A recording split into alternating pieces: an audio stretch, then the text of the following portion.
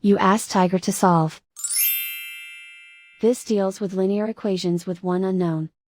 The final result is b equals 30. Let's solve it step by step. Simplify the expression. Group like terms. Simplify the arithmetic. Group all b terms on the left side of the equation. Subtract 15b from both sides.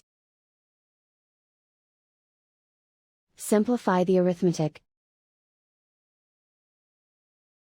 Group like terms. Simplify the arithmetic. Isolate the b.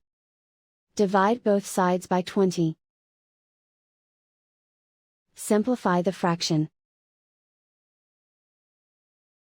Find the greatest common factor of the numerator and denominator.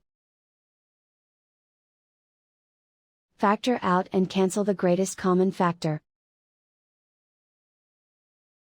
And so the final result is b equals 30.